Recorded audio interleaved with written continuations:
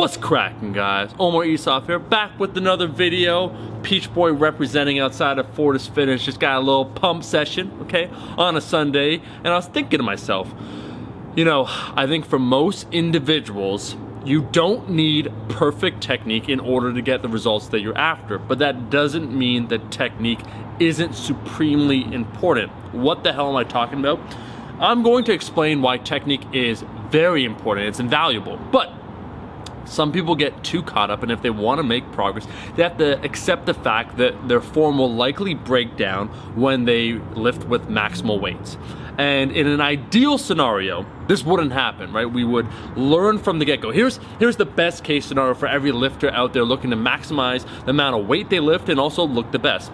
As a newbie, as a complete beginner, they learn how to lift properly. So they take the time, they have someone to explain the form and technique, and from the get-go, pretty much, their technique is flawless. And they carry that form with them, they mitigate the risk of injury, they maximize the amount of strength that they are able to exert, that they're able to showcase with the big lifts, and that's what happens. Cool.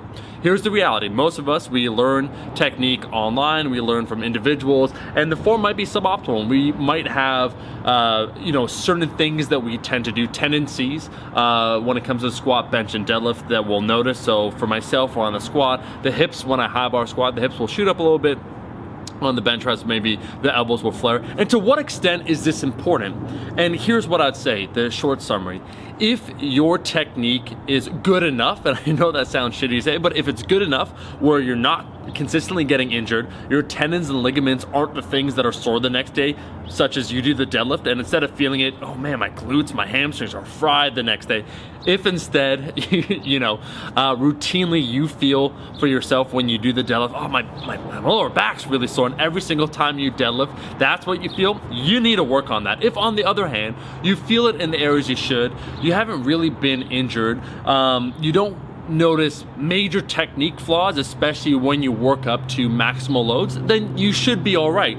But once again, the emphasis on technique should always be there. So there's a difference between in theory and practice, and that's what I'm trying to explain in this video today. You see, there's a great Instagram, Dr. Aaron, it's called Squat University, where he emphasizes good form, and I completely agree with him that in the end, those that will emphasize technique will win. Where they'll be able to lift the most amount of weight, because perfect technique or very good technique will shorten the length it takes for you to get stronger. Why? Well, let's think about it like this. A quick example.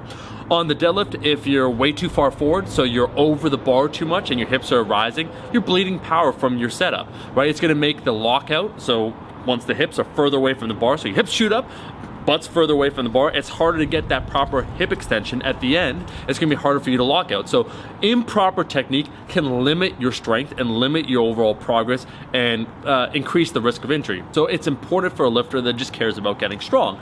But most of us were imperfect individuals where we learned, once again, we have these ingrained patterns, and especially around heavier loads, we will notice the form will break down. So what can we do?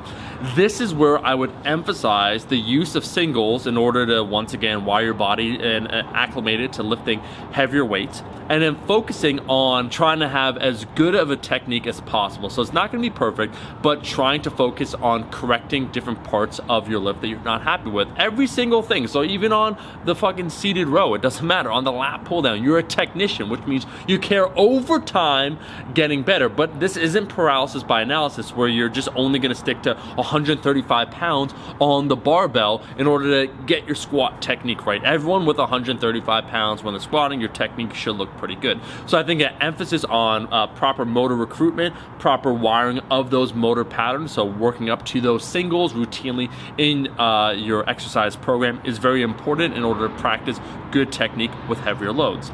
I think also right now, which is the situation I'm in, where I'm lifting with a little bit lighter of load, so my percentages are lower than what they would be when I'm peaking or building strength. Right now I'm in a little bit of a deload. I'm focusing on form. I'm trying new things out. I'm constantly experimenting with my technique to find that optimal form for myself, because once again, there isn't one golden technique. There are a lot of different rules that you should follow. So such as on the deadlift, your back should basically always be flat. flat. When it comes to the squat, you want to make sure center of mass where the barbell is, so you don't want to lean too far forward and you don't want to lean too far back.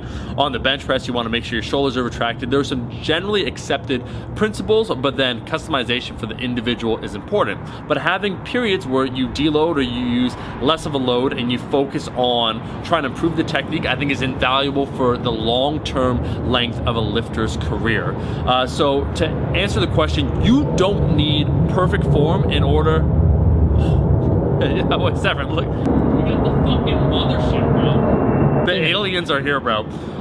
For most people, however, you don't need perfect form in order to get the results you're after, but you should be aware of your form and consistently aiming to improve it. So there's that minimum viable solution, so the minimal technique threshold you need in order to lift and lift without the severe risk of injury. And once you have that, to keep focusing on form and don't use band-aids to a gunshot. So meaning that if your form's so sloppy and you just throw on a belt and you're like, my back's gonna be fine, it doesn't work that way.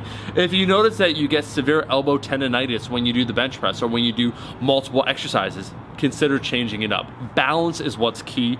Emphasis on form over time and playing that long game where we're showing right now some of my technique over the years of lifting, where the deadlift is a very good example. It was sometimes on occasion not great, honestly, now looking back at it, 2012, and I can safely say that, but my consistent desire to improve has really helped me out over the long term. So individuals now, you're lifting, you're hungry, you want to get results, listen to these words from someone who's been lifting for a long period of time. Don't have that paralysis by analysis. Always be improving and understand that when it comes to maximal loads, form will tend to break down. Anyways, that's all I had to say in this video today. We were visited by the mothership, Severin. I don't know what that thing was. I don't know if they were, you know. It's your creatine delivery. We're working on it. We're working on that maximal delivery. But what can I say? Thank you so much for watching the video. If you liked the video, make sure to like the damn video, and I'll see all you guys, my rascals, in that next one. Peace. Eat your vegetables, eat your vegetables, eat your fucking vegetables.